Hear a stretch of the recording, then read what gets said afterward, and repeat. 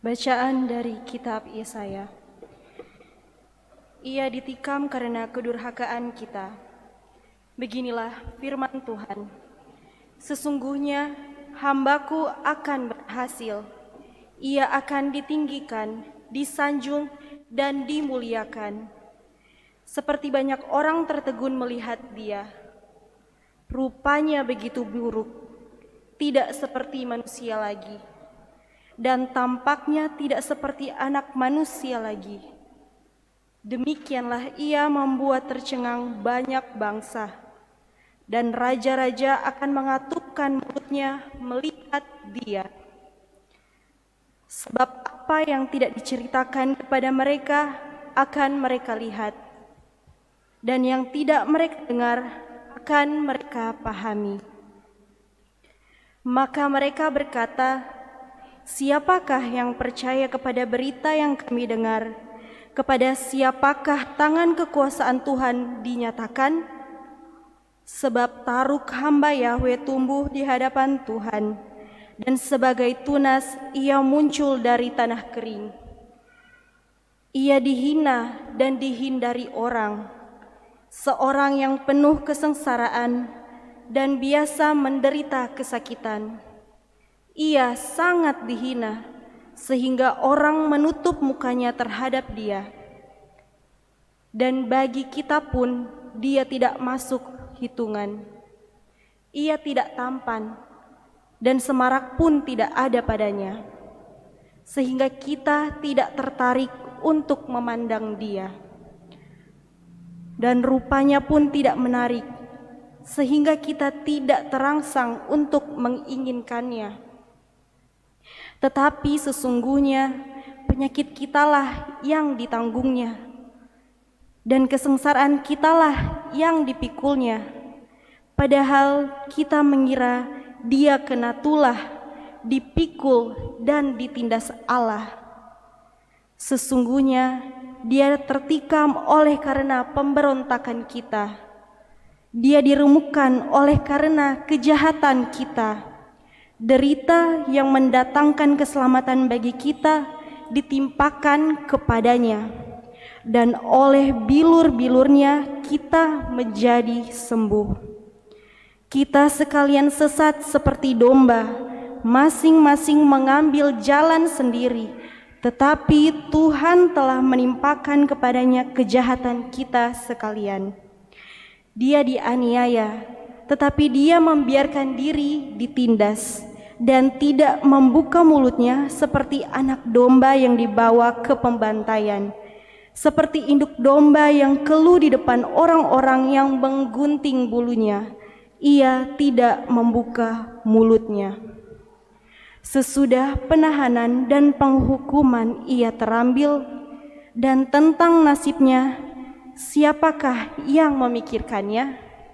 Sungguh ia terputus dari negeri orang-orang hidup, dan karena pemberontakan umatku ia kena tulah. Orang menempatkan kuburnya di antara orang fasik, dan waktu mati ia ada di antara penjahat-penjahat. Sekalipun ia tidak membuat kekerasan, dan tipu tidak ada di dalam mulutnya.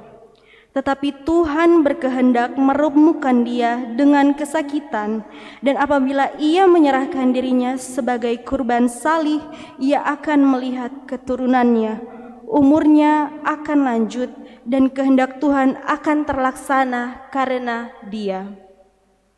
Sesudah kesusahan jiwanya, ia akan melihat terang dan menjadi puas. Sebab Tuhan berfirman, hambaku itu sebagai orang yang benar akan membenarkan banyak orang oleh hikmatnya, dan kejahatan mereka dia pikul. Sebab itu aku akan membagikan kepadanya orang-orang besar sebagai rampasan, dan ia akan memperoleh orang-orang kuat sebagai jarahan.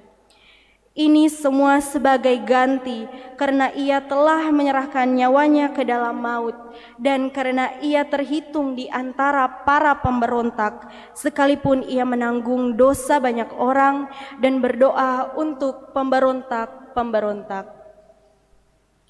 Demikianlah sabda Tuhan.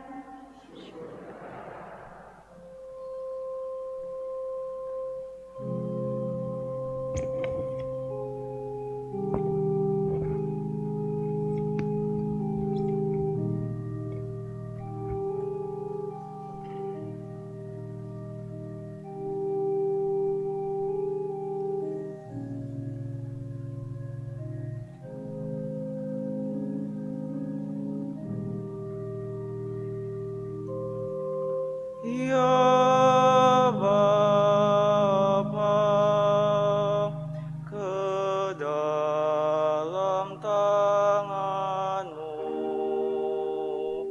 ku percayakan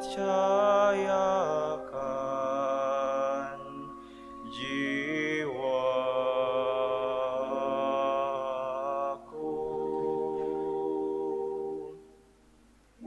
Ya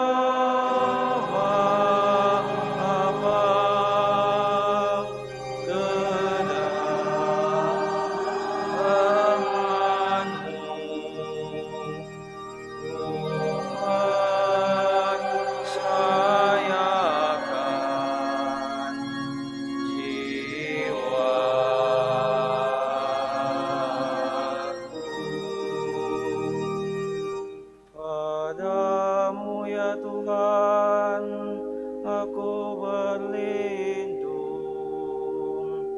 Jangan sekali-kali aku mendapat malu. Luputkanlah aku oleh karena keadilan-Mu. Ke dalam tangan-Mu ku serahkan nyawaku.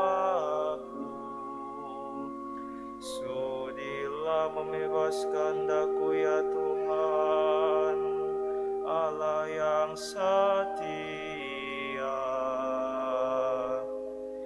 Ya Bapa,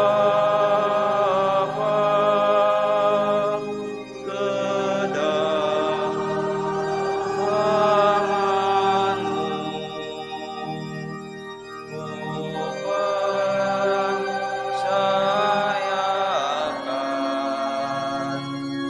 jiwaku.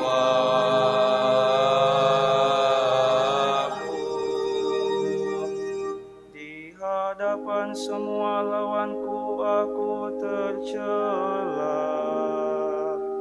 Tetangga-tetanggaku merasa jijik. Para kenalanku merasa ngeri. Mereka yang melihat aku cepat-cepat menyingkir. Aku telah hilang dari ingatan seperti orang mati. Telah menjadi seperti barang yang pecah. Ya Bapa, ke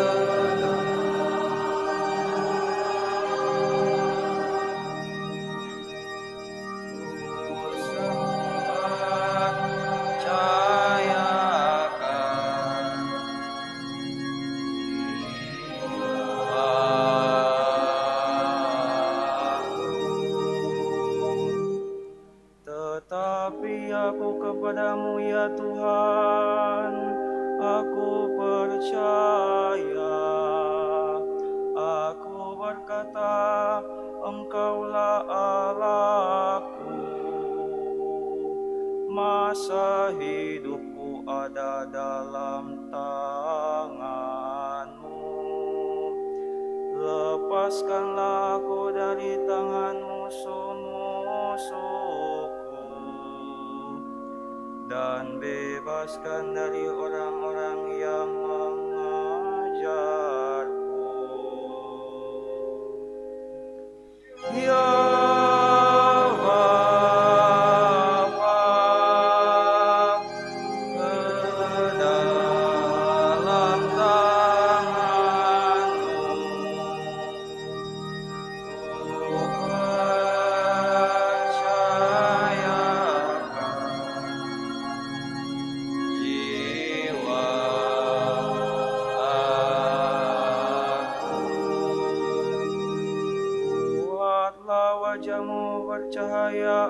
atas hamba-hamba-Mu. Selamatkanlah aku oleh kasih setia-Mu. Kuatkanlah dan teguhkanlah hatimu, hai semua orang yang berharap kepada Tuhan. Ya Bapa, ke dalam tangan-Mu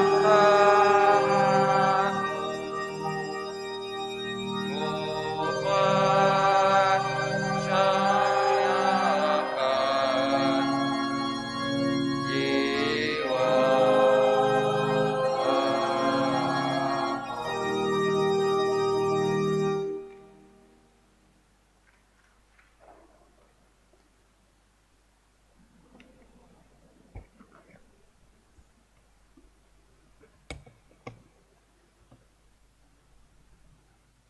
Bacaan dari surat kepada orang Ibrani.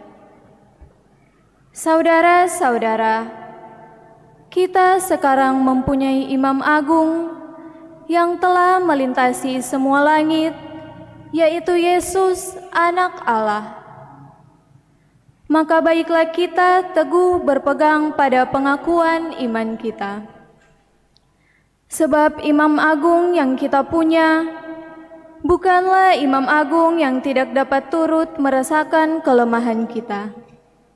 Sebaliknya, Ia sama dengan kita. Ia telah dicobai, hanya saja tidak berbuat dosa.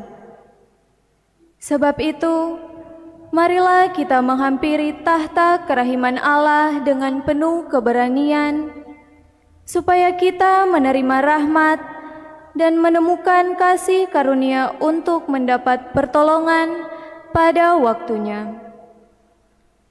Dalam hidupnya sebagai manusia, Yesus telah mempersembahkan doa dan permohonan dengan ratap tangis dan keluhan kepada Dia yang sanggup menyelamatkannya dari maut, dan karena kesalehannya, Ia telah didengarkan. Akan tetapi sekalipun anak, ia telah belajar menjadi taat. Ini ternyata dari apa yang telah dideritanya.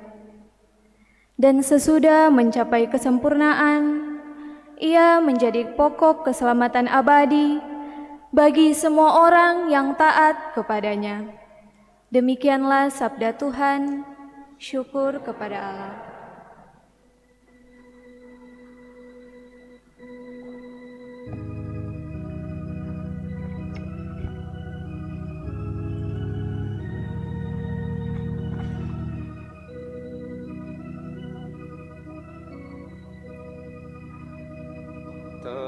Terpujilah Kristus Tuhan, Sang Raja kemuliaan kekal. Terpujilah Kristus Tuhan, Sang Raja kemuliaan kekal. Kristus taat untuk kita sampai wafatnya di salib.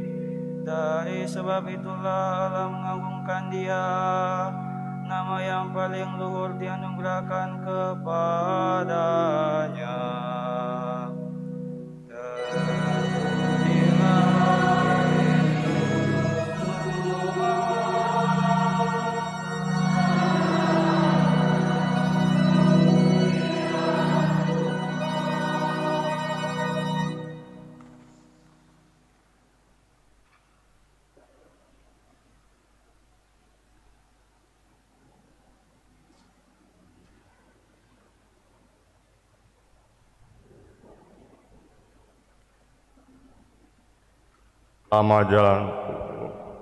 Selama pasio ini, umat dipersilahkan duduk dan nanti berdiri pada akhir.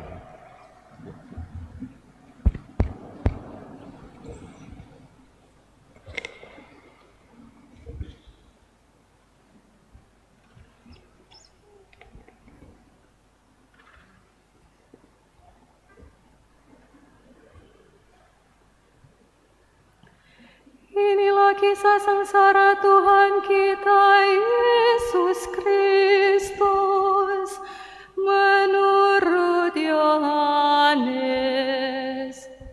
Seusai perjamuan Paskah, keluarlah Yesus dari ruang perjamuan bersama dengan murid-muridnya, dan mereka pergi ke seberang sungai Kidron.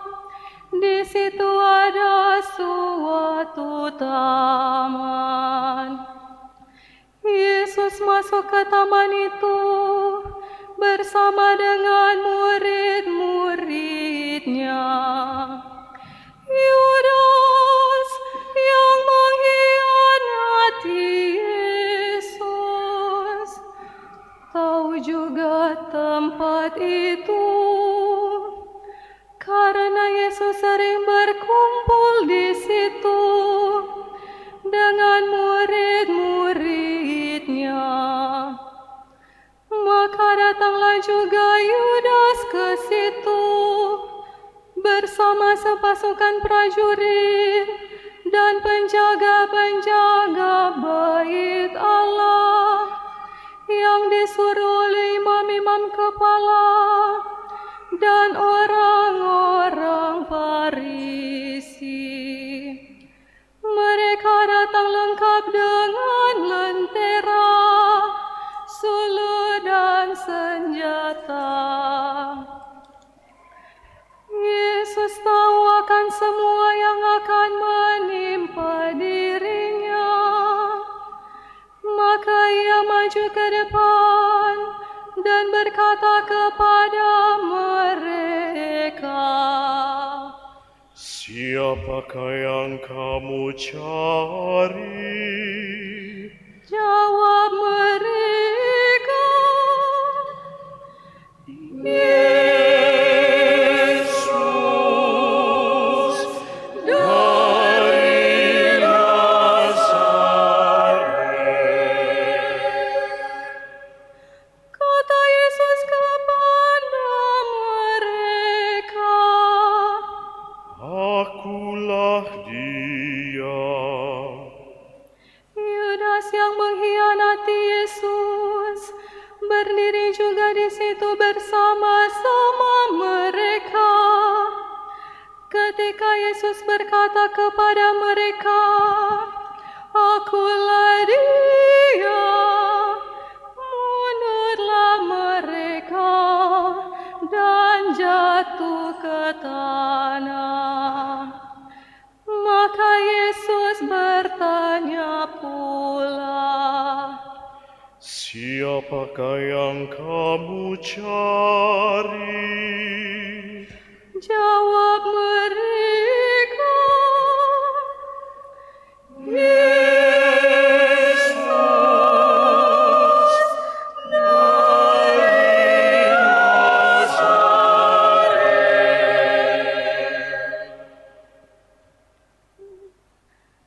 Jawab Yesus, Telah kukatakan kepadamu, akulah Dia. Jika aku yang kamu cari, biarkanlah mereka ini pergi.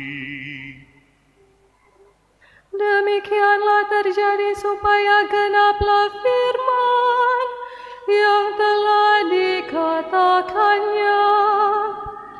Dari mereka yang engkau serahkan kepadaku, tidak seorang pun yang kubiarkan hilang.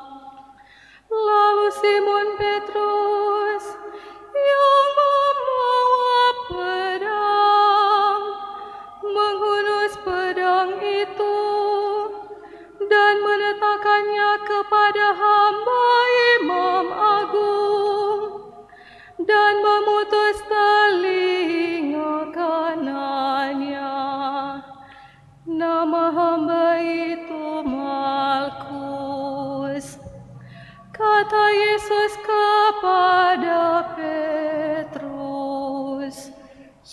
sarungkanlah pedangmu itu.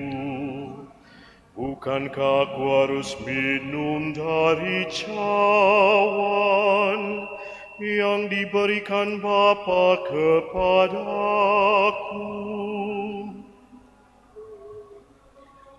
Maka para prajurit serta perwiranya dan penjaga-penjaga yang disuruh orang Yahudi itu menangkap Yesus dan membelenggu Dia. Lalu mereka membawa Yesus mula-mula kepada Hanas, karena Hanas adalah mertua Kayafas, yang pada tahun itu menjadi imam agung. Dan Kayafaslah yang telah menasihatkan kepada orang-orang Yahudi adalah lebih berguna jika satu orang mati untuk seluruh bangsa. Simon Petrus dan seorang murid lain yang mengikuti Yesus. Murid itu mengenal imam agung, dan ia masuk ke halaman istana imam agung itu. Tetapi Petrus tinggal di luar dekat pintu.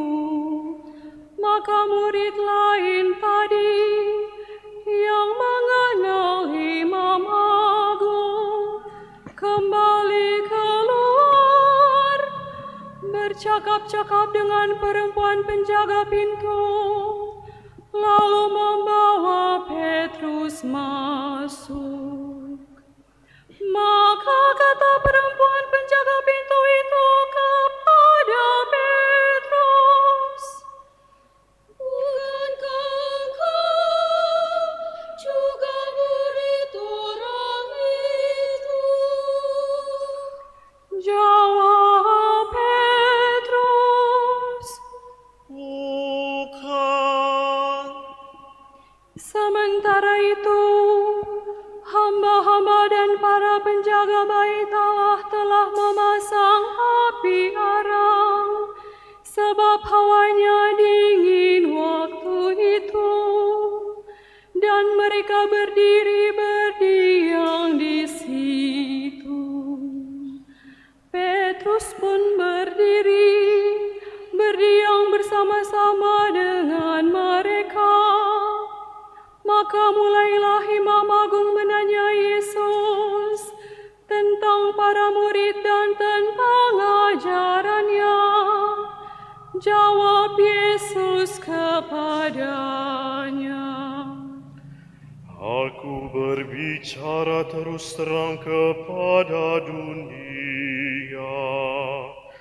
Aku selalu mengajar di rumah-rumah ibadat dan di bait Allah, tempat semua orang Yahudi berkumpul.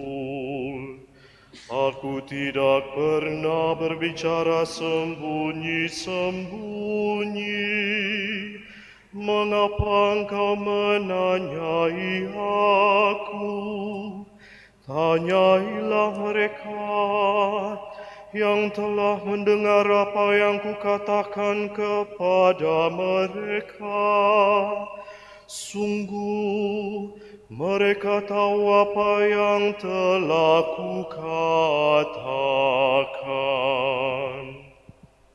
Ketika Yesus berkata demikian, seorang penjaga yang berdiri di situ menampar muka Yesus sambil berkata, Begitukah jawabmu kepada imam agung?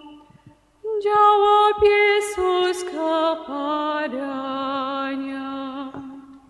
Jikalau kataku itu salah, tunjukkanlah salahnya. Tetapi jikalau benar, mengapa engkau menampar aku?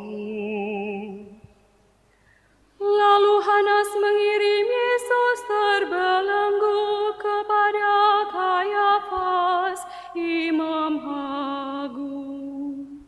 Simon Petrus masih berdiri berdiam. Kata orang itu kepadanya, "Bukankah engkau juga seorang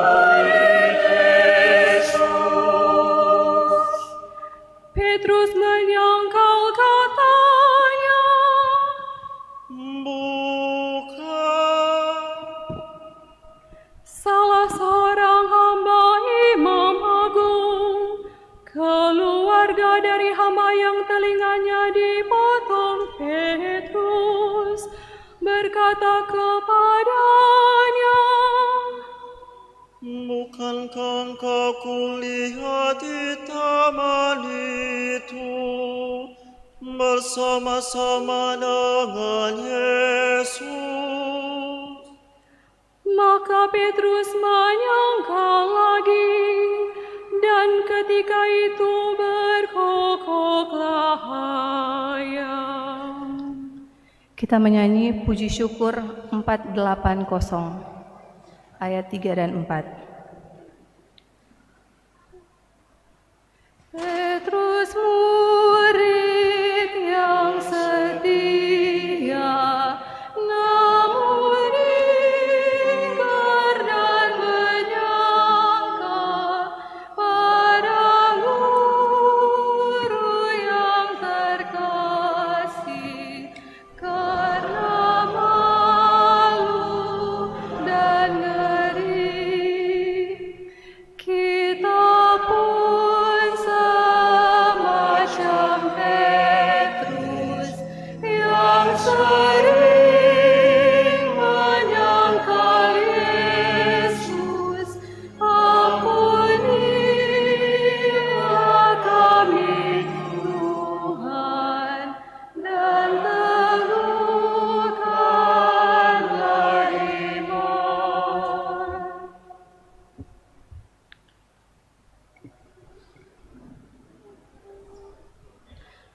Keesokan harinya, mereka membawa Yesus dari istana Kayafas ke gedung pengadilan. Ketika itu hari masih pagi, mereka sendiri tidak masuk ke gedung pengadilan itu, supaya jangan menajiskan diri, sebab mereka hendak makan Paskah.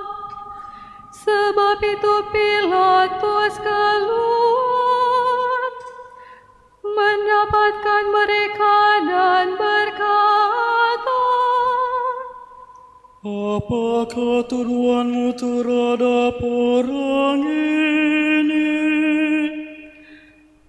jawab mereka kepadanya,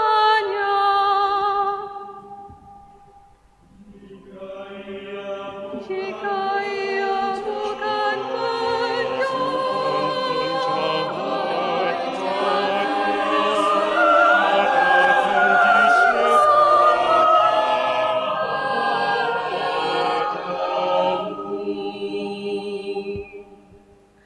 Kata Pilatus kepada mereka, Ambillah dia dan hakimilah dia menurut hukum Tauratmu. kata orang-orang Yahudi itu,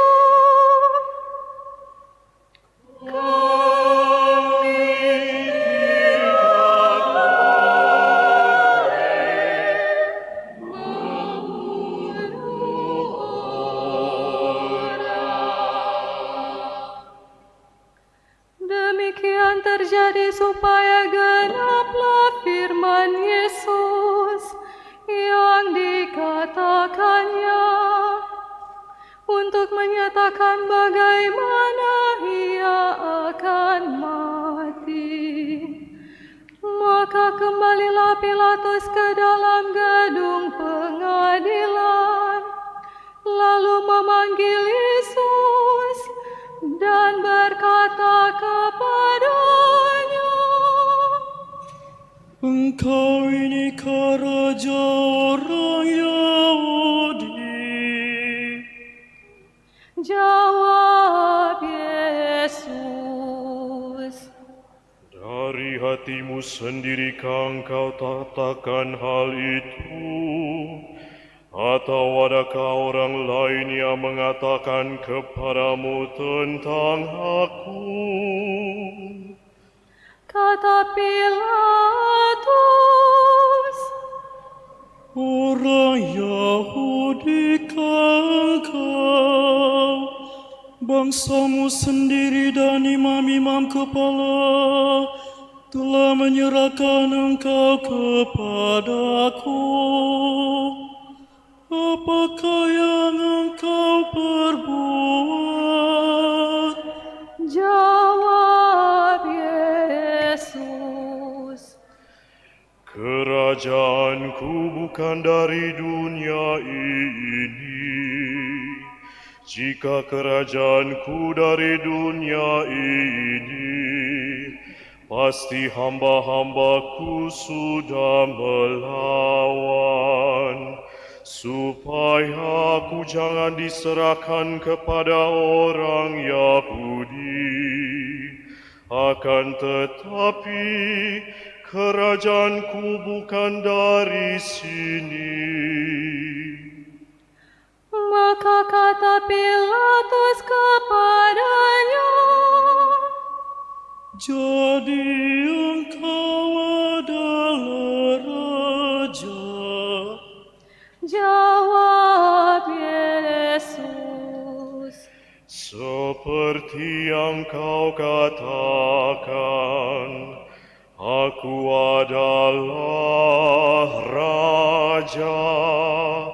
Untuk itu aku lahir, dan untuk itulah aku datang ke dunia ini, yakni untuk memberi kesaksian tentang kebenaran. Setiap orang yang berasal dari kebenaran mendengarkan suaraku. kata Pilatus kepadanya, Apakah kebenaran itu? sesudah mengatakan demikian, Pilatus keluar lagi mendapatkan orang-orang Yahudi dan berkata kepada mereka, Aku tidak mendapati kesalahan apapun padanya, tetapi padamu ada kebiasaan bahwa pada hari raya Paskah aku membebaskan seorang bagimu. Maukah kamu supaya aku membebaskan raja orang Yahudi bagimu? mereka pun berteriak, Jangan dia, tetapi Barabas adalah seorang penyamun. Lalu Pilatus mengambil Yesus dan menyuruh orang menyesal dia. Prajurit-prajurit menganyam sebuah mahkota duri dan menaruhnya di atas kepala Yesus. Mereka mengenakan jubah ungu padanya, dan sambil maju ke depan, mereka berkata,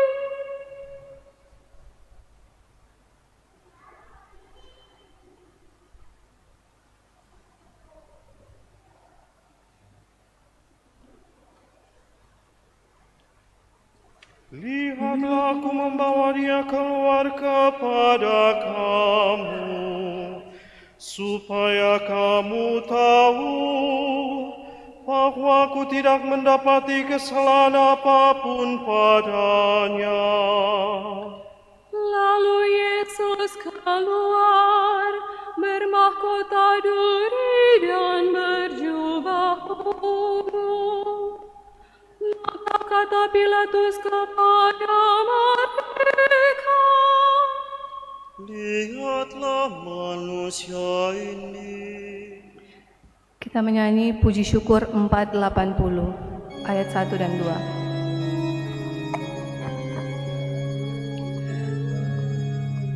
mari kita merenungkan penebusan umat Tuhan, meresapkan dalam hati cinta kasih ilahi. Yesus Kristus Raja Sakti, pengemban amanat suci, penyembuh segala luka, penegak hukum cinta. Ketika para imam kepala dan penjaga-penjaga itu melihat Yesus, berteriaklah mereka,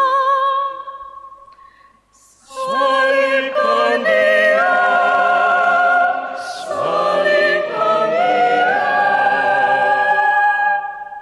kata Pilatus kepada mereka, Ambillah saja sendiri dan salibkanlah dia, sebab aku tidak mendapati kesalahan apapun padanya. jawab orang-orang Yahudi itu kepadanya, Kami mempunyai dan menurut hukum itu, dia harus mati. sebab ia menganggap dirinya sebagai anak Allah. Ketika Pilatus mendengar perkataan itu, bertambah takutlah ia. Lalu ia masuk pula ke dalam gedung pengadilan dan berkata kepada Yesus, Dari manakah asalmu? tetapi Yesus tidak memberi jawab kepadanya. Maka kata Pilatus, Tidakkah engkau mau berbicara dengan aku? Tidakkah engkau tahu bahwa aku berkuasa membebaskan engkau dan berkuasa juga untuk menyalibkan engkau? Yesus menjawab, Engkau tidak mempunyai kuasa apapun terhadap aku, jikalau kuasa itu tidak diberikan dari atas. Sebab itu, Dia yang menyerahkan aku kepadamu lebih besar dosanya. Sejak itu Pilatus berusaha untuk membebaskan Yesus, tetapi orang-orang Yahudi berteriak, "Jikalau engkau membebaskan dia,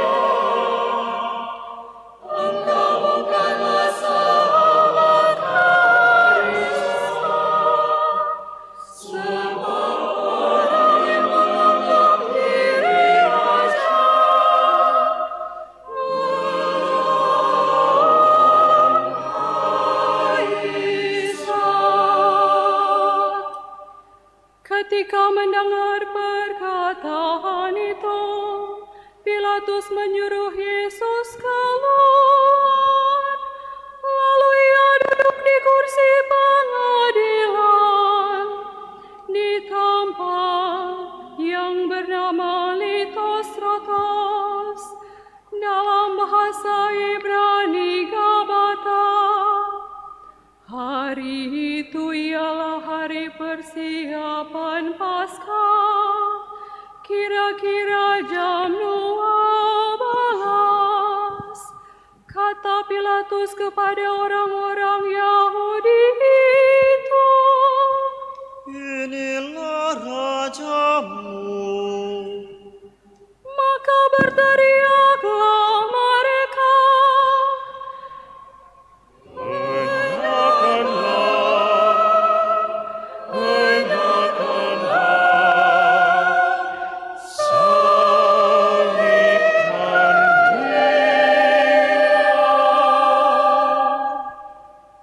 kata Pilatus kepada mereka, Haruskah aku menyalibkan rajamu?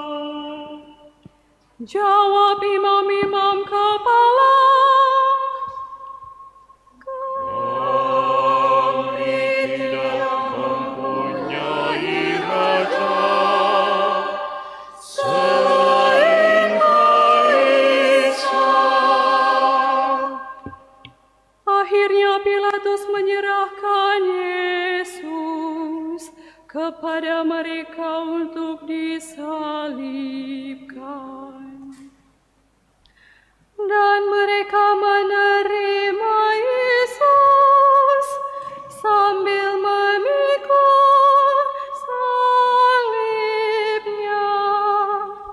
Yesus dibawa keluar kota ke tempat yang bernama Tengkorak, dalam bahasa Ibrani Golgota. Di situ Yesus disalibkan, dan bersama dengan Dia disalibkan juga dua orang lain, sebelah menyebelah. Yesus di tengah-tengahnya. Pilatus menyuruh memasang juga tulisan di atas kayu itu. Bunyinya, Yesus orang Nazaret, Raja orang Yahudi. Banyak orang Yahudi membaca tulisan itu, sebab tempat Yesus disalibkan itu letaknya dekat kota, dan kata-kata itu tertulis dalam bahasa Ibrani, Latin, dan Yunani. Maka kata imam-imam kepala kepada Pilatus, jangan engkau menulis Raja Yahudi,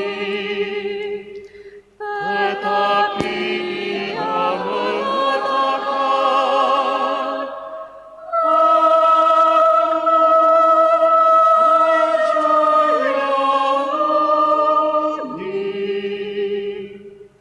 jawab Pilatus, Apa yang kutulis tetap tertulis. setelah prajurit-prajurit menyalibkan Yesus, mereka mengambil pakaian Yesus, lalu membaginya menjadi 4 bagian, masing-masing prajurit 1 bagian. Jubah Yesus pun mereka ambil, tetapi jubah itu tidak berjahit, dari atas ke bawah merupakan satu tanunan utuh. Karena itu mereka berkata seorang kepada yang lain, janganlah kita membagi jumlah ini menjadi beberapa potong, tetapi baiklah kita membuang ini untuk menentukan siapa yang akan mendapatnya.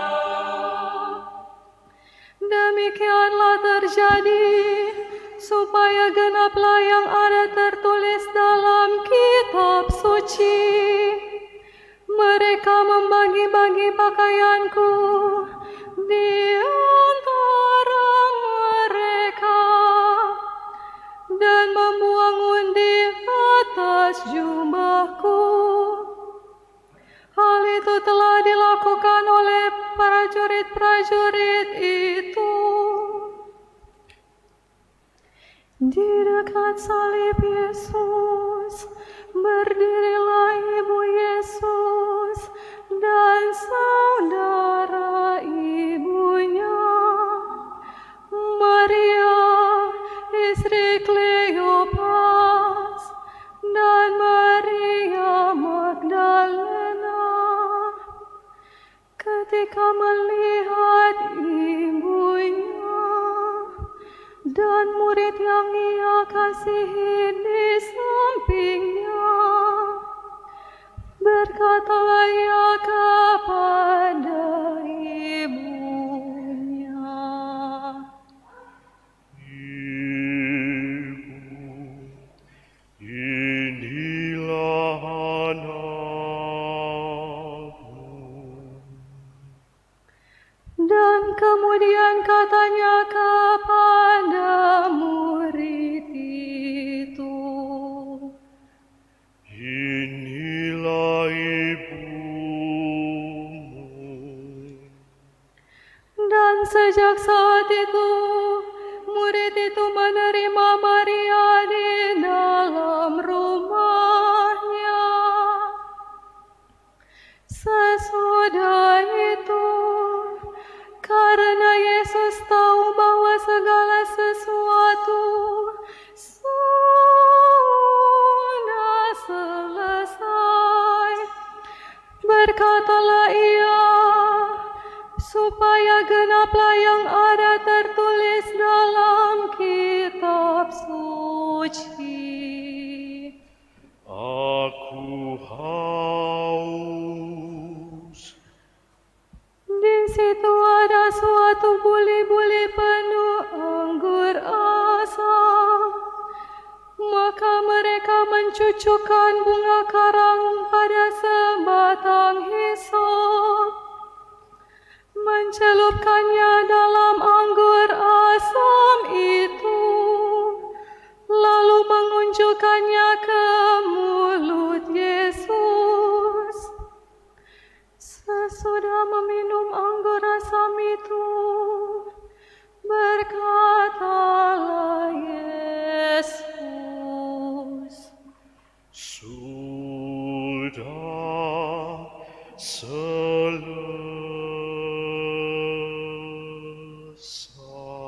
selesai. lalu Yesus menundukkan kepala dan menyerahkan nyawanya. Mari kita berlutut.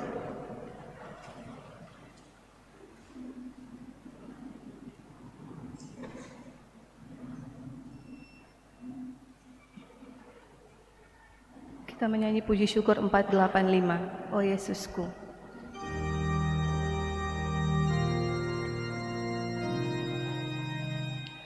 Oh Yesus,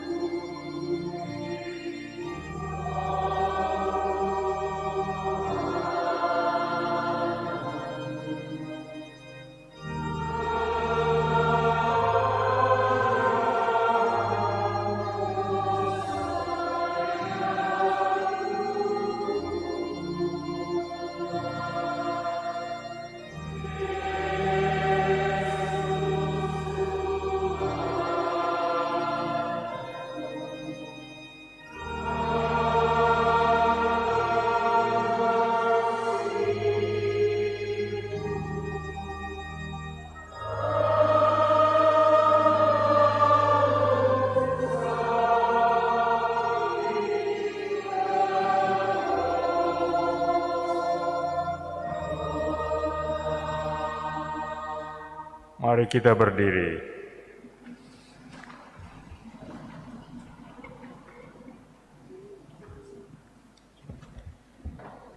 Karena hari itu adalah hari persiapan Paskah, dan supaya pada hari Sabat, mayat-mayat itu tidak tinggal tergantung pada kayu salib.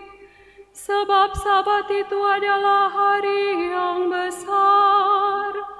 Maka datanglah orang-orang Yahudi kepada Pilatus dan meminta kepadanya supaya kaki orang-orang itu dipatahkan dan mayat-mayatnya diturunkan.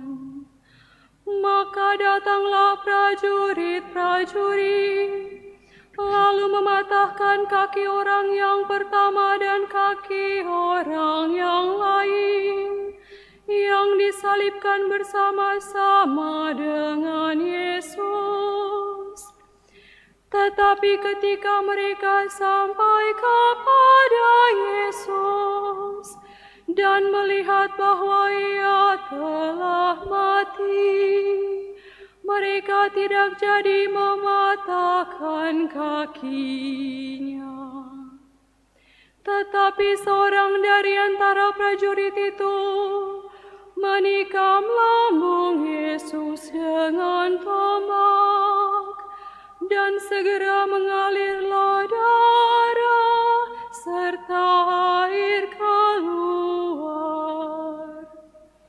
Dan orang yang melihat sendiri hal itu, yang memberi kesaksian ini, dan benarlah kesaksiannya, dan ia tahu bahwa ia mengatakan kebenaran, supaya kamu juga percaya. Sebab hal itu terjadi supaya genaplah yang tertulis dalam kitab suci. Tidak ada tulangnya yang akan dipatahkan. Dan nas lain mengatakan, mereka akan memandang Dia yang telah mereka tikam.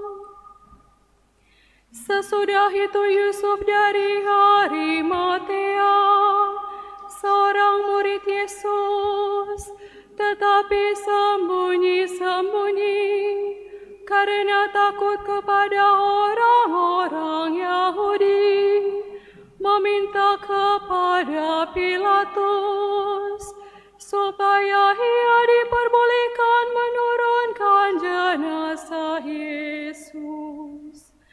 Pilatus meluluskan permintaan Yusuf. Maka datanglah Yusuf dan menurunkan jenazah Yesus. Juga Nikodemus datang di situ. Dialah yang dulu datang malam-malam kepada Yesus. Ia membawa campuran minyak mur dengan minyak gaharu.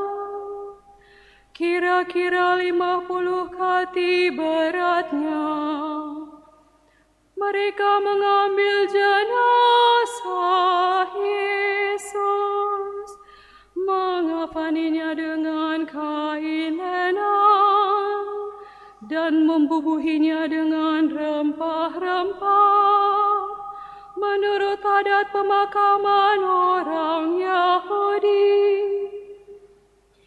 Di dekat tempat Yesus disalibkan ada sebuah taman, dan dalam taman itu ada suatu kubur baru yang di dalamnya belum pernah dimakamkan seseorang. Karena hari itu hari persiapan Paskah orang Yahudi, sedang kubur itu tidak jauh letaknya, maka mereka membaringkan jenazah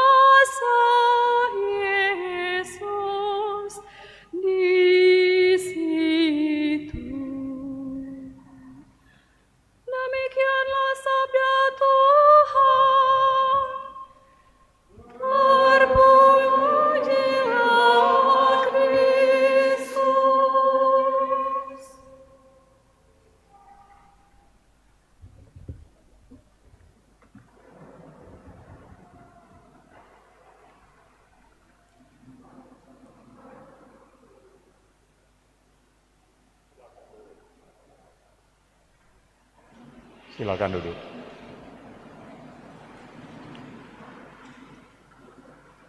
Dulu waktu liturgi hari Jumat Agung masih dalam bahasa Latin semua, saya dengar kor menyanyikan Popule meus quid feci tibi.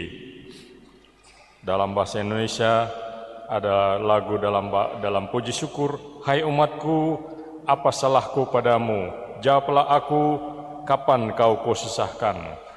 Saudara-saudari sekalian, kalau ada satu bidang dalam kehidupan manusia yang paling kerap dieksploitasi dan dimanipulasi habis-habisan, maka itu adalah agama. Demi mengejar keuntungan dan kepentingan pribadi atau meraih ambisi dan tujuan politik tertentu, simbol-simbol agama kerap dikedepankan. Emosi keagamaan memang paling mudah dibangkitkan, dan ketika emosi sudah mengemuka, maka yang ada adalah irasionalitas. Betapa tidak? Tidakkah sangat irasional dua orang atau dua kelompok orang saling hantam atau bunuh atas dasar agama?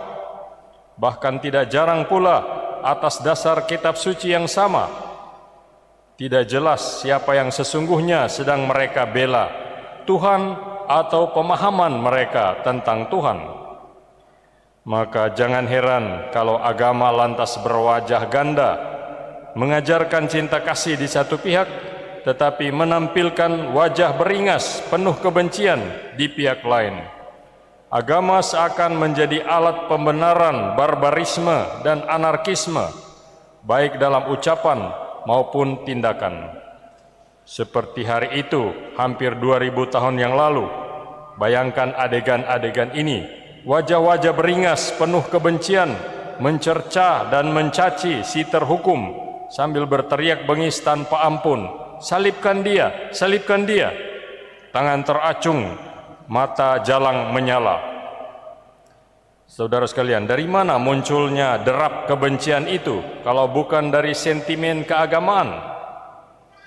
Atas pertanyaan Yesus yang tadi saya sebut, Popule meus quid feci tibi, orang-orang Yahudi menjawab Yesus dalam Yohanes pasal 10 ayat 33, bukan karena suatu perbuatan baik maka kami mau melempari engkau, melainkan karena engkau menghujat Allah. Dan menghujat Allah yang mereka maksudkan adalah tidak seiring dan sejalan dengan pemahaman yang mereka anut. Saudara sekalian, sampai kini awal milenium ketiga, perang dan pertikaian atas dasar agama terus saja terjadi, baik yang sembunyi-sembunyi maupun terang-terangan. Dan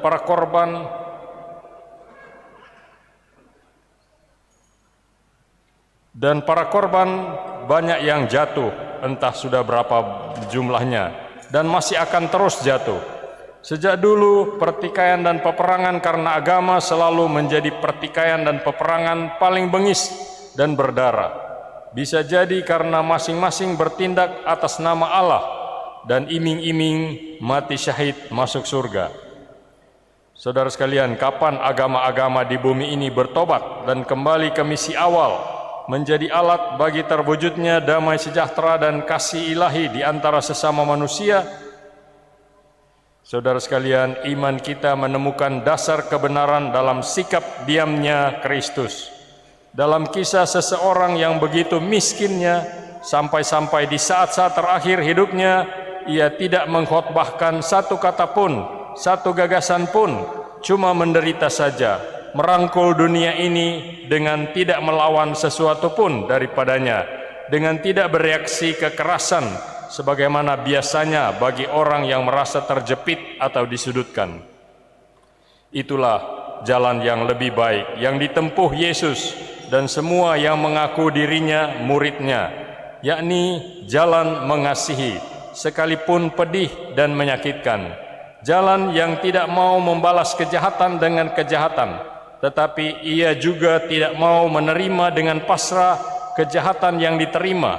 Ia melawan, namun tidak dengan jalan kekerasan. Ia penuh damai, namun tidak berarti kemudian menyerah atau menerima nasib. Dalam Injil tadi dikatakan, jikalau kataku itu salah, tunjukkan salahnya. Tetapi jikalau kataku itu benar, mengapakah engkau menampar aku? Padahal Yesus sudah mengatakan, kalau seseorang menampar pipi kirimu, berikanlah juga pipi kananmu. Di sini tampak bahwa dia protes. Dia tidak memberikan pipi kanannya untuk ditampar oleh penjaga pengawal Imam Agung. Tapi dia protes. Maksudnya ialah bahwa ia mengatakan itu sebagai simbol. Kalau orang menampar pipi kiri, terpaksa orang harus menampar dengan punggung dari tangan, kalau normal. Dan kalau menyerahkan pipi kanan juga akan orang menampar dengan maksimal. Jadi yang mau dikatakan Yesus ialah, kalau demi kebenaran kita harus menderita, maka kita harus siap untuk menderita lebih berat lagi, lebih besar lagi. Saudara sekalian, sikap diam Kristus walau dihina, dicela, difitnah, dianiaya, dan dibunuh bukanlah sikap menerima, menyerah kepada nasib, melainkan sikap melawan tanpa kekerasan. Ia tetap mengasihi manusia. Kita hendak menutup masa Prapaskah. Kiranya masa ini dengan renungan-renungan jala salib yang tadi pagi kita akhiri, khususnya perayaan Jumat Agung ini, kiranya menyegarkan kita kembali bagaimana supaya melalui perkataan dan perbuatan kita menampilkan wajah bersahabat penuh kasih dari Kristus, junjungan dan penyelamat kita. Amin. Marilah kita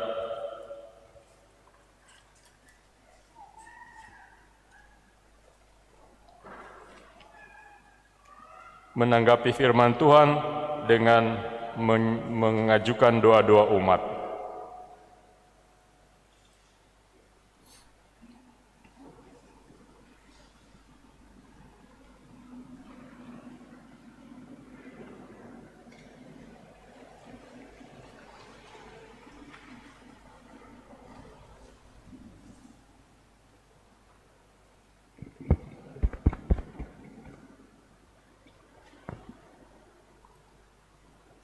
Bagi Gereja Kudus.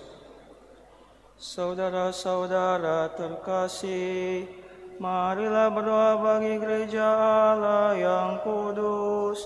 Semoga Allah dan Tuhan kita berkenan menganugerahkan damai kepadanya, mempersatukan dan melindunginya di seluruh dunia. Semoga Tuhan memperkenankan kita hidup dengan aman sentosa dan memuliakan Allah Bapa yang Maha Kuasa. Berlututlah kita.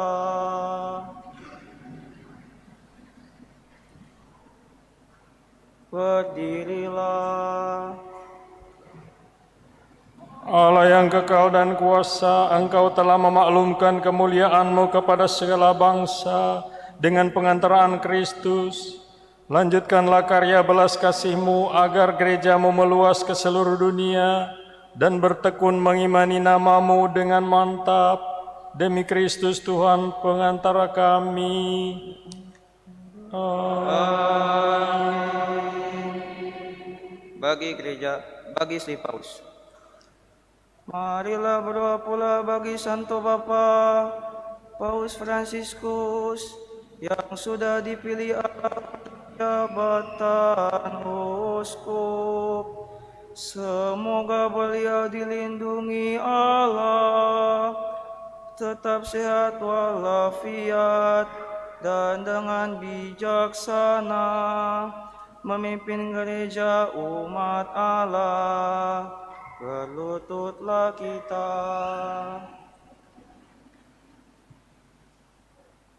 Berdirilah. Allah Bapa yang kekal dan kuasa, segala sesuatu yang ada berdasarkan keputusan-Mu. Dengarkanlah doa kami dan lindungilah Imam Agung yang telah Kau pilih bagi seluruh gereja-Mu. Semoga umat Kristiani yang dipimpinnya atas nama-Mu semakin berkembang dalam iman. Demi Kristus Tuhan dan pengantara kami.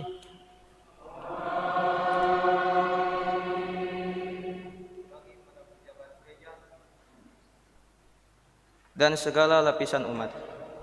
Marilah berdoa pula bagi uskup kita, Monsignor Benediktus, dan bagi semua uskup, imam dan diakon, serta sekalian pejabat gereja, dan segenap umat beriman. Berlututlah kita.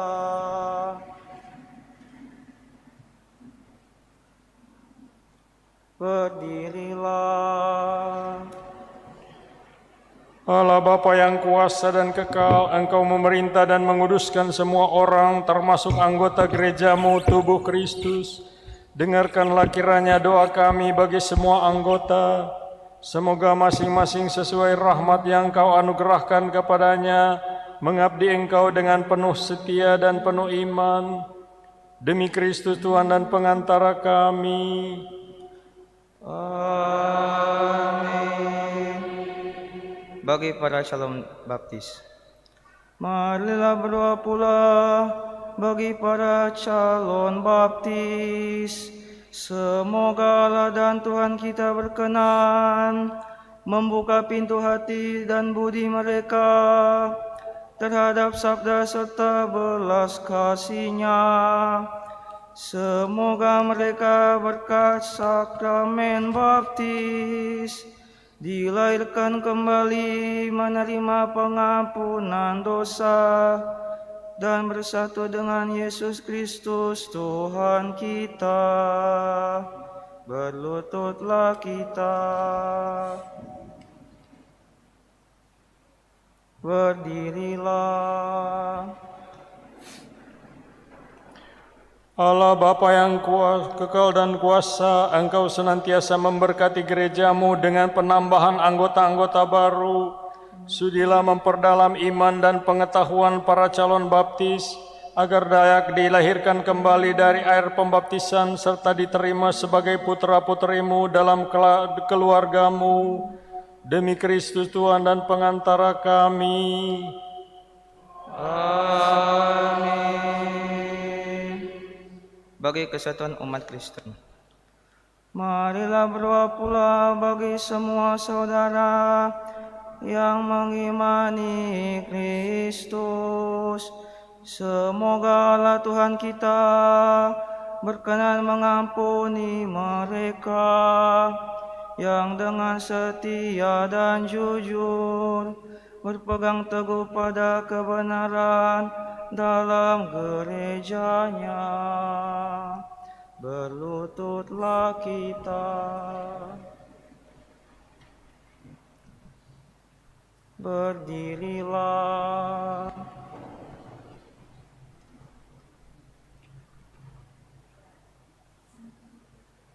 Allah Bapa yang kekal dan kuasa, Engkau menghimpun mereka yang tercerai-berai serta memelihara mereka yang telah bersatu dalam gereja-Mu.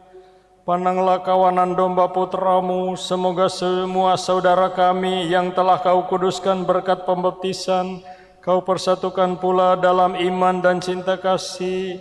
Demi Kristus Tuhan dan pengantara kami. Amin. Bagi mereka yang tidak mengenal Allah, marilah berdoa pula bagi saudara-saudara yang belum mengenal dan mengimani Allah. Semoga mereka dengan tulus ikhlas terus mencari kebaikan dan kebenaran, sehingga akhirnya dapat menemukan Allah. Berlututlah kita.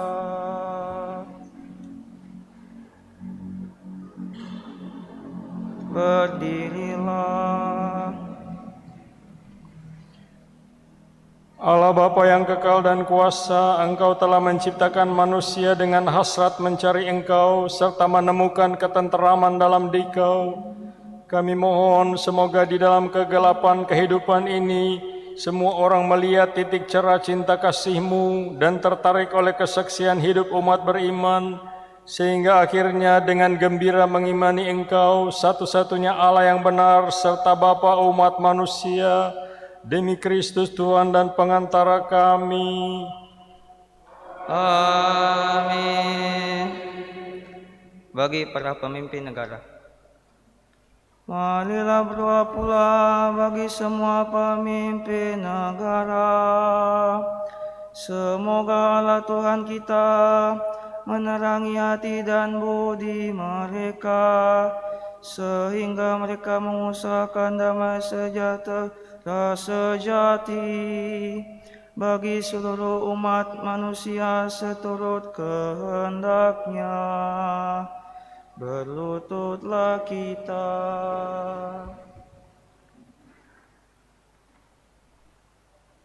Berdirilah. Allah Bapa yang kekal dan kuasa, nasib segala bangsa berada di tangan-Mu. Dampingilah para pemimpin negara. Semoga berkat bimbingan dan perlindungan-Mu terjaminlah damai sejahtera para bangsa dan kebebasan beragama senantiasa dijunjung tinggi di mana-mana.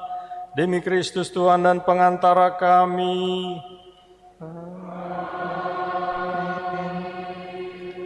Bagi saudara-saudara yang menderita, saudara-saudara terkasih, marilah kita panjatkan doa pula kepada Allah yang Maha Kuasa.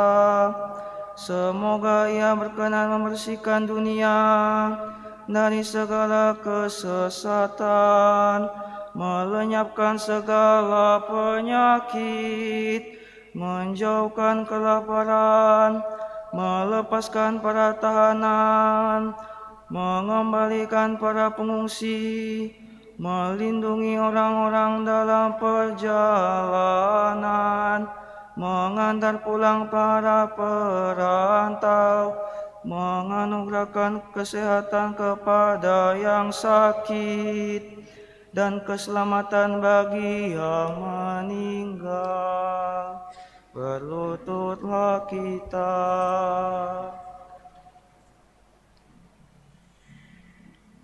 Berdirilah. Allah Bapa yang kekal dan kuasa, sumber penghiburan mereka yang berduka, serta kekuatan para penderita, dengarkanlah semua orang yang berseru kepadamu karena tertimpa kemalangan dan sengsara.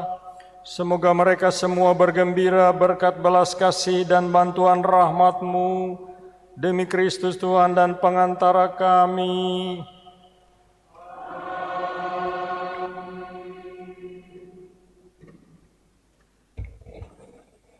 Nyusul sekarang upacara penghormatan salib.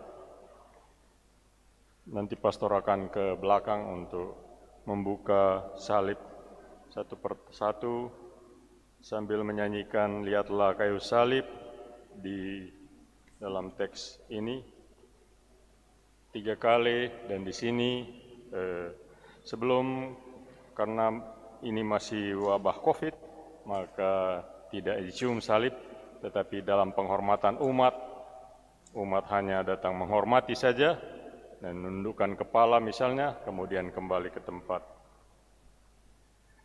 Tetapi sebelum keluar dari bangku gereja, bangku tempat duduk, harap semua alas kaki ditinggalkan di bangku sebagai tanda penghormatan.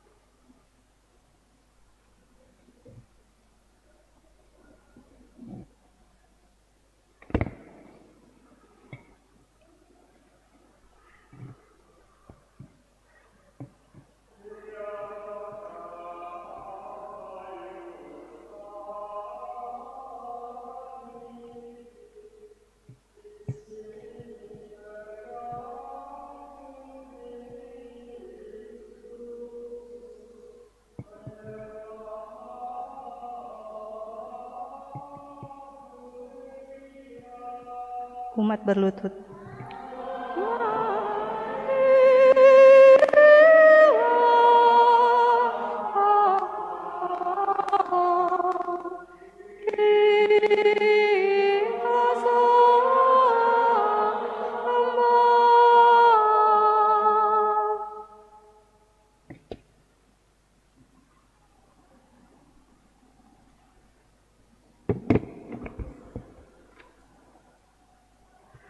Penghormatan salib.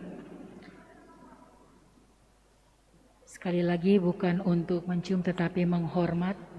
Kemudian silakan menyiapkan persembahan untuk langsung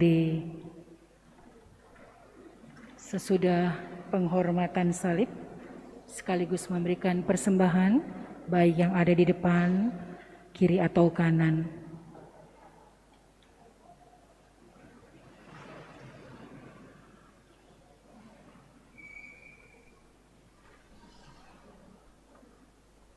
Sekali lagi membuka alas kaki.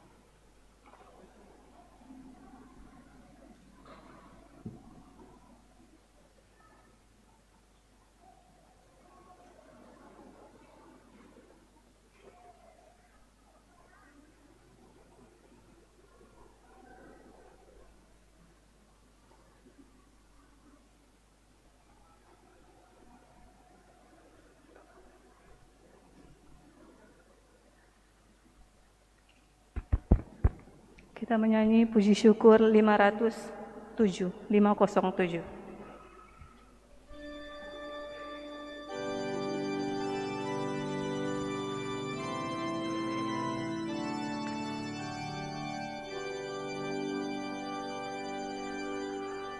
Hai umat Allah, salahku kepadamu.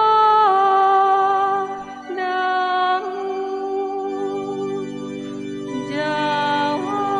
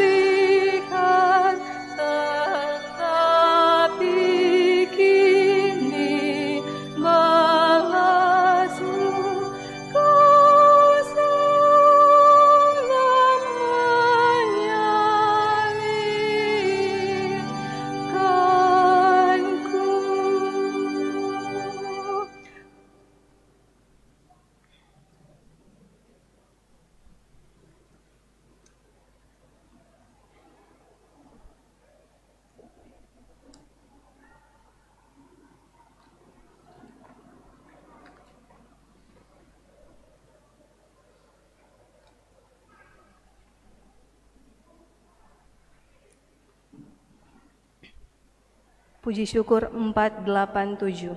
487.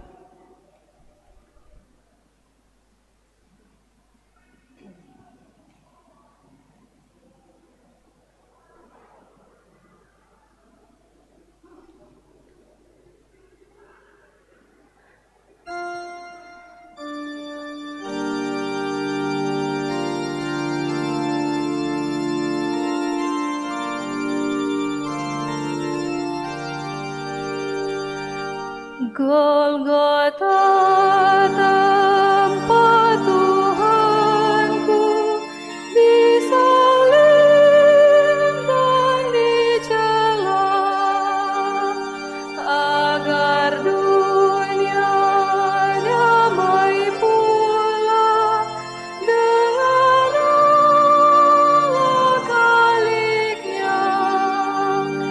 Dari sana mengalir sungai kasih karunia bagi orang yang berdosa yang memandang Golgota. Oh samudra kasih Allah bagi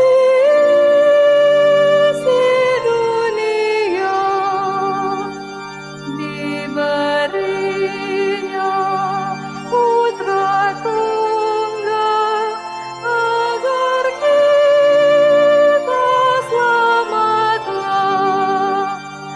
Yesus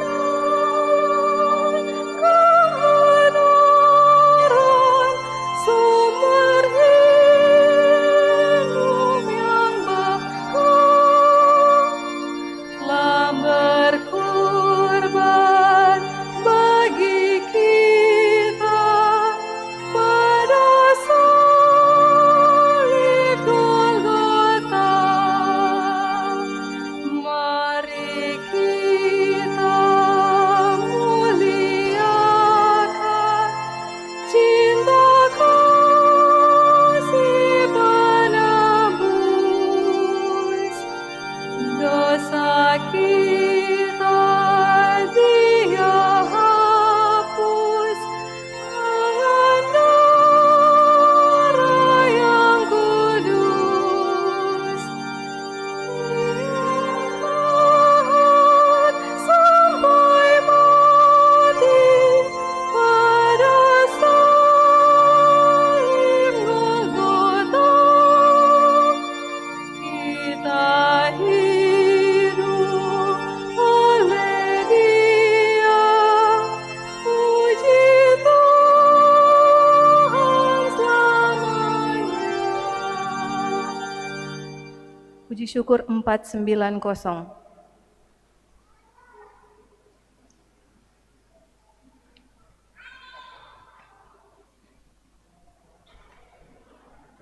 Dulu Yesus berpuasa 40 hari lamanya. Ia pun merasa lapar. Si penggoda datang katanya, bila kau putra ilahi, batu ini jadikanlah roti. Jawab Yesus sabdanya, hidup tak hanya dengan roti. Kerajaan yang gemilang diperlihatkan kepadanya, diserahkan bagi Yesus, asal Yesus mau menyembah. Ku berikan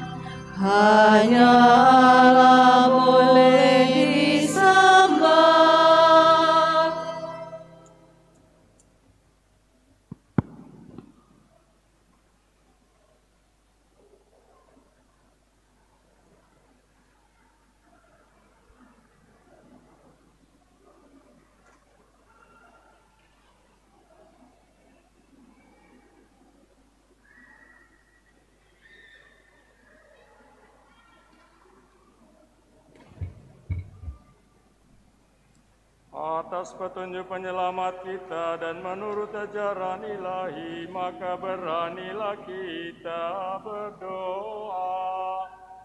Bapa kami yang ada di surga, dimuliakan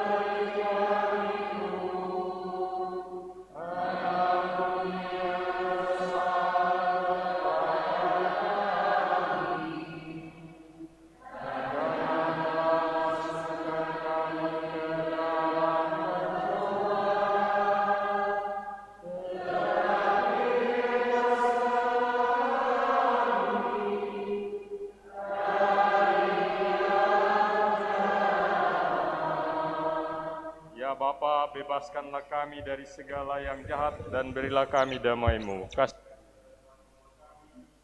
Selalu bersih dari noda dosa dan terhindar dari segala gangguan, sehingga kami dapat hidup dengan tenteram sambil mengharapkan kedatangan penyelamat kami, Yesus Kristus.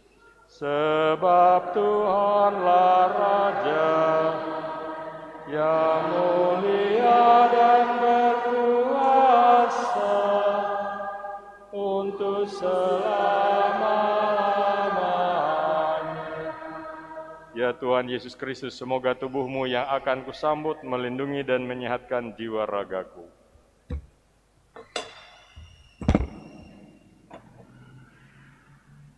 Saudara-saudari terkasih, Tuhan Yesus bersabda, "Akulah roti hidup. Siapa saja yang datang kepadaku, ia tidak akan lapar lagi. Dan siapa saja yang percaya kepadaku, ia tidak akan haus lagi." Berbahagialah kita yang diundang ke perjamuan Tuhan. Tuhan, saya tidak pantas Engkau datang pada saya, tetapi bersabdalah saja, maka saya akan sembuh.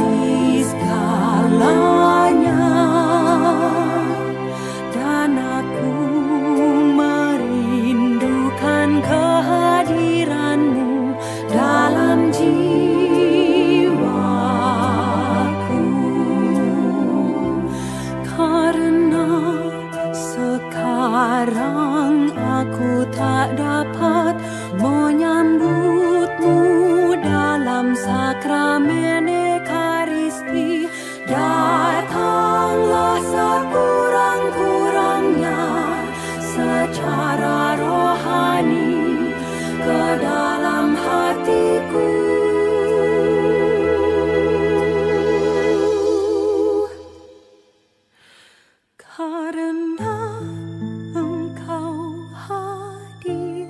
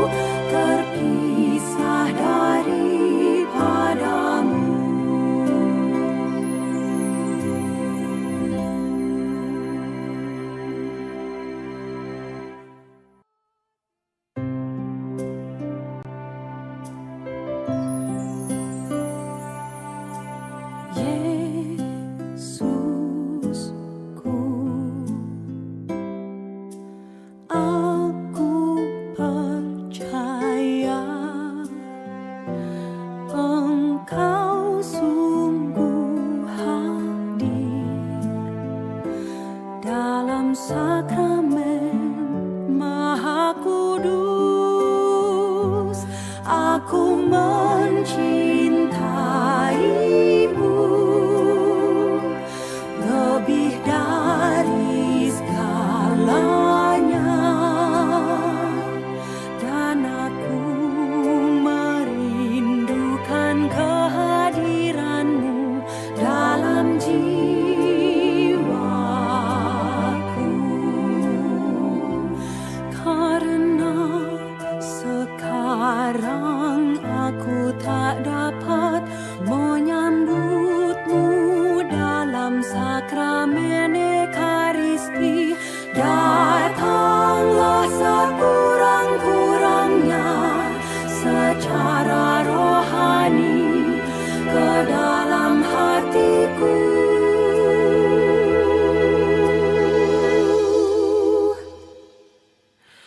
karena Engkau hadir di sini. Aku memelukmu dan mempersatukan diriku sepenuhnya kepadamu. Jangan biarkan aku terpisah daripadamu.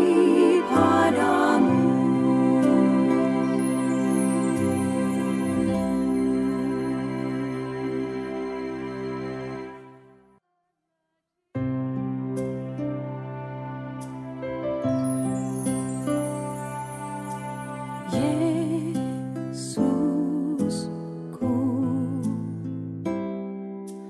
aku percaya Engkau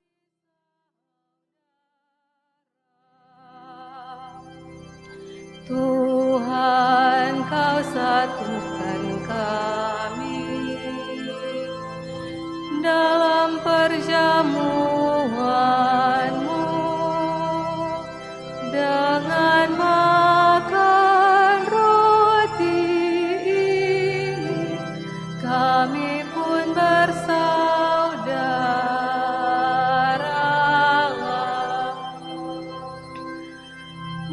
maka kini sabda bahagia akan kami wartakan bagi orang yang sengsara, bagi hati yang hampa, dan kepada yang putus asa, orang miskin dan papan, agar nanti seluruh bangsa satu di dalam Roh-Mu. Tuhan, Kau satukan kami dalam perjamuan-Mu dengan makan roti ini. Kami pun bersaudara.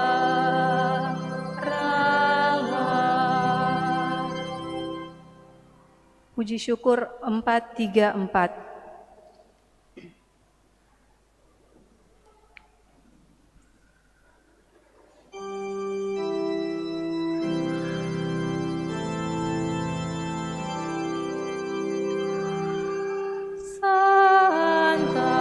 Santapan pesiara, makanan malaikat.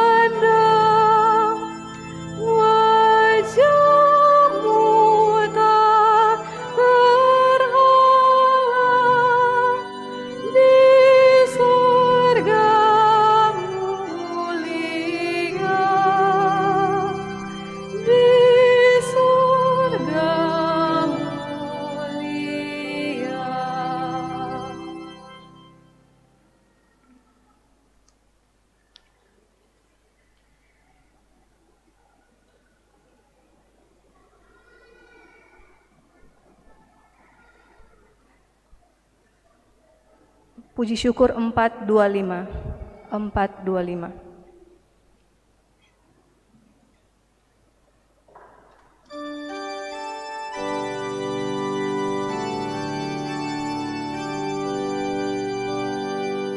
Laksana rasa rindu akan air, jiwaku rindu padamu Tuhan. Laksana rasa rindu akan air, jiwaku rindu padamu Tuhan. Ku haus akan sumber hidup, bilakah aku kan memandangmu. Laksana rasa rindu akan air, jiwaku rindu padamu Tuhan. Mengapa jiwaku sedih dan susah, cemas gelisah tiada henti. Berharaplah kepada Allah hidup, wajahnya sumber kebahagiaan. Laksana akan air, jiwaku rindu padamu Tuhan. Dan siang malam jiwaku meratap, mengalir air mata tak henti. Sepanjang hari ku dengar cecaan, bagaimanakah Tuhan penolongku. Laksana rasa rindu akan air, jiwaku rindu padamu Tuhan.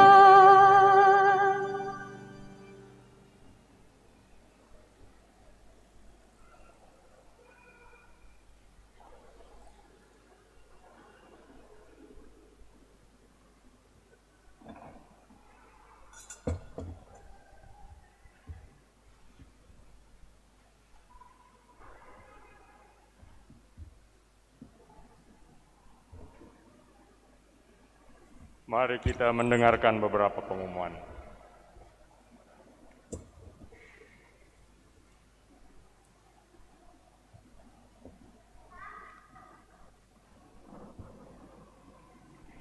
Yang pertama disampaikan banyak terima kasih kepada Pastor Paroki, kemudian kepada PPA, suster, petugas tata laksana, petugas parkir LC Paroki, penyelenggara ibadah Jumat Agung, dan Pasio OMK Unit San John Baptist de la Salle, dan kepada seluruh umat yang sudah ambil bagian dalam perayaan atau ibadah Jumat Agung sore ini. Selanjutnya pengumuman untuk hari Sabtu 16 April 2022, Vigili Paskah. Misa pertama akan dipimpin oleh DPP Inti Paroki Bunda Teresa dari Kalkuta Gria Paniki Indah. Kemudian kornya dari wilayah rohani Santo Valentinus dan wilayah rohani Santa Litwina pada pukul 18.00. Kemudian pada pukul 20.30 Vigili Paskah, misa kedua oleh wilayah rohani Santo Athanasius dengan kor atau paduan suara wilayah rohani Santo Athanasius dan wilayah rohani Santo Mikael. Kemudian pada hari Minggu 17 April 2022, misa 2 kali, pagi jam 9.00 dan sore 18.00, hari Raya Paskah, akan dipimpin oleh wilayah rohani Santa Maria Ratu Pencinta Damai, kemudian kor oleh wilayah rohani Santa Ursula dan wilayah rohani Santo Fidelis dari Simaringen. Kemudian untuk sore wilayah rohani Santa Elizabeth, KOR oleh wilayah rohani Santa Elizabeth. Kemudian untuk dekorasi untuk Vigili Pasca dari DPP Bunda Teresa dari Kalkuta Gria Paniki Indah. Kemudian untuk Hari Raya Pasca KBK Paroki Bunda Teresa dari Kalkuta dan juga Liogo Christi LCBTDC. Untuk pengumuman lain bisa dibaca di dalam WA Group atau di WA yang telah dikirimkan oleh wilayah rohani. Terima kasih. Terima kasih atas pengumuman ini. Saya secara khusus mengucapkan terima kasih kepada OMK, paroki, terutama kepada para penyanyi pembawa kisah sengsara, walaupun lagunya agak sulit, tetapi ternyata mereka bisa membawakan dengan baik, biarpun ada salah-salah sedikit, tapi tidak apa-apa, itu karena nyanyiannya cukup sulit juga. Terima kasih dari pihak saya untuk kita menyanyikan lagu kisah sengsara yang lain, jangan cuma itu-itu saja sehingga kita sudah hafal. Jadi terima kasih. Yang kedua, hal yang penting yaitu bahwa untuk acara besok malam harus dibawa lilin. Kamu harus bawa lilin sendiri untuk pemberkatan api baru atau pemasangan lilin Paskah dan pembaruan janji-janji baptis. Jadi harus bawa lilin sendiri masing-masing. Hari Senin yang akan datang, Hari Raya Paskah yang kedua, ada misa di gereja ini pada jam 6:30 pagi. Maksudnya Hari Raya Paskah itu hari raya yang terbesar di dalam gereja, dirayakan 8 hari berturut-turut, karena itu disebut oktav Paskah, tapi kita cukup 2 kali saja, yaitu hari Minggu dan hari Senin sesudah Paskah, yaitu Paskah yang kedua. Karena itu bagi mereka yang berkesempatan, datanglah hari Senin Paskah kedua, ada misa di sini jam 6:30 pagi, 6:30. Sesudah itu pastor akan membawa komuni untuk orang-orang tua dan orang-orang sakit di GP ini sebagai sambut Paskah kepada mereka. Marilah kita menutup perayaan ini dengan doa penutup. Marilah berdoa. Saudara-saudari terkasih dalam Kristus, kita telah merayakan misteri sengsara wafat Tuhan dan wafat Tuhan kita Yesus Kristus. Kita pun telah menunjukkan penghormatan yang ikhlas kepada Dia yang bergantung di kayu salib. Apa tanggapan kita selanjutnya setelah mengikuti perayaan ini? Marilah kita merenungkan betapa besarnya kasih Tuhan sehingga rela mengorbankan nyawa bagi kita. Bersama Kristus yang dimakamkan, marilah kita melanjutkan permenungan kita dalam keheningan sampai besok sore. Marilah berdoa. Allah Bapa yang Maha Kuasa dan kekal, Engkau telah memulihkan kebahagiaan kami berkat wafat dan kebangkitan Putra-Mu. Kami mohon peliharalah karya belas kasih-Mu dalam diri kami. Semoga kami karena telah ambil bagian dalam misteri Paskah, Engkau perkenankan hidup penuh bakti kepadamu. Dengan pengantaraan Kristus Tuhan kami. Amin. Saudara-saudari terkasih, sebelum mengakhiri perayaan ini, marilah kita menundukkan kepala memohon berkat Tuhan. Kami mohon ya Tuhan, semoga turunlah berkat melimpah ke atas umat-Mu ini yang telah mengenangkan wafat Putra-Mu. Sambil mengharapkan kebangkitannya, berikanlah pengampunan, anugerahkanlah penghiburan, tumbuhkanlah iman yang kudus, berikanlah jaminan penebusan yang kekal. Dengan pengantaraan Kristus Tuhan kami. Amin.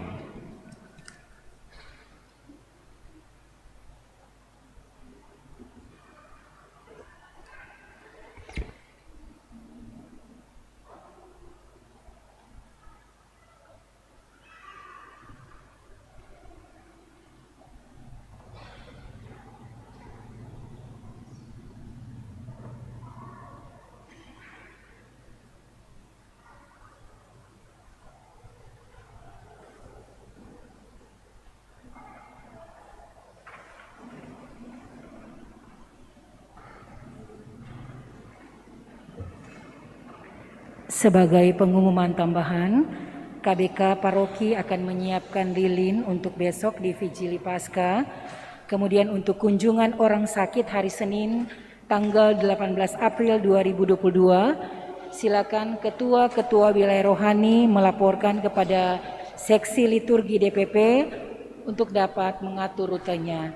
Terima kasih.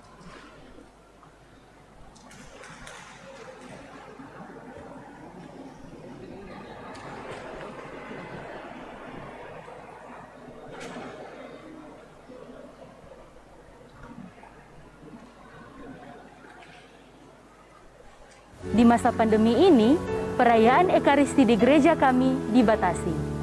Ada yang secara offline maupun secara online. Bagi umat yang akan mengikuti perayaan Ekaristi di rumah, dapat melalui live streaming di YouTube maupun Facebook Paroki Bunda Teresa dari Kalkuta GPI. Bagi umat yang akan mengikuti perayaan Ekaristi di gereja, wajib mematuhi protokol kesehatan berikut ini. Wajib mengenakan masker. Derma diletakkan di kotak yang telah disediakan. Umat antri dan jangan berbicara apalagi bersentuhan dengan umat lainnya. Cuci tangan menggunakan air dan sabun. Cek suhu tubuh. Jika suhu melewati 37 derajat, umat tidak diperkenankan masuk. Mengikuti arahan dari petugas tata laksana.